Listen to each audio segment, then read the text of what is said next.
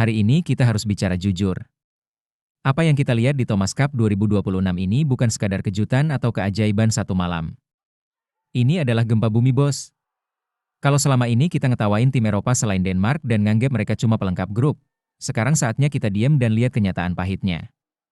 Prancis masuk final Thomas Cup bukan karena bagan pertandingan yang lagi wangi, bukan juga karena lawan lagi pada sakit.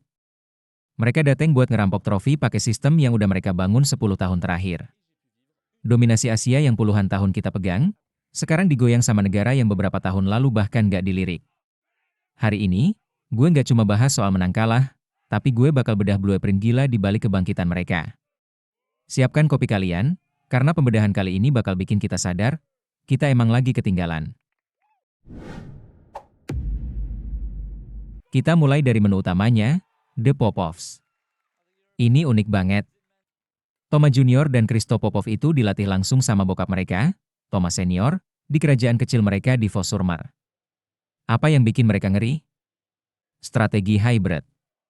Di badminton modern, pemain itu biasanya spesialis. Kalau nggak tunggal, ya ganda.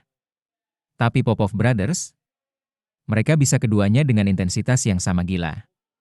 Di format beregu kayak Thomas Cup, ini adalah cheat code. Lo bisa pasang mereka di tunggal, terus tiba-tiba mereka main ganda di partai penentu. Fisik mereka? Jangan ditanya. Mereka dididik dengan disiplin keras. Tapi, pakai fasilitas teknologi Prancis. Stamina mereka itu level atlet triathlon.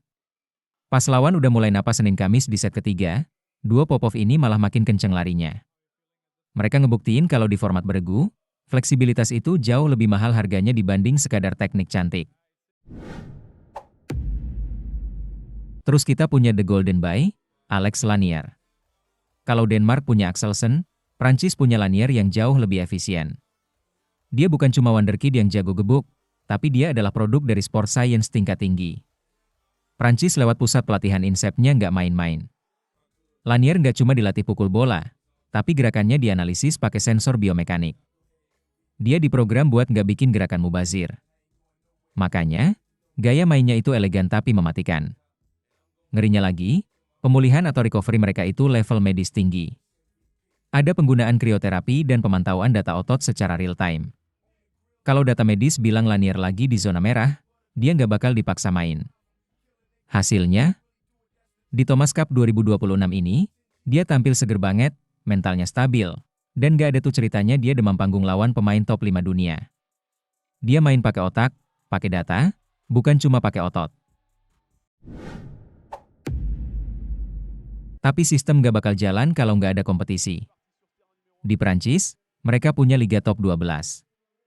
Ini liga yang sehat banget, bos. Pemain lokal mereka tiap minggu duel sama pemain asing top yang dikontrak klub-klub Prancis.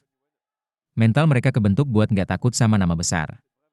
Mereka ngelihat pemain top 10 BWF itu bukan sebagai idola yang harus diajak foto bareng, tapi sebagai target yang harus dikalahin. Belum lagi atmosfer penontonnya. Supporter Prancis itu gila. Mereka bawa budaya supporter sepak bola ke tribun badminton.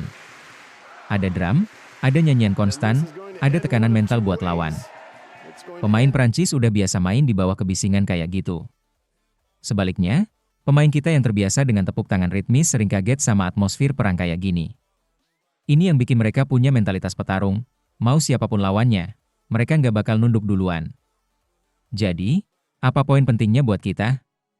Suksesnya Prancis di Thomas Cup 2026 adalah tamparan keras sekaligus pelajaran mahal.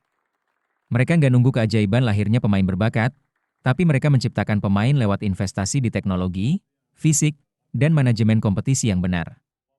Kita punya bakat yang jauh lebih melimpah, itu fakta.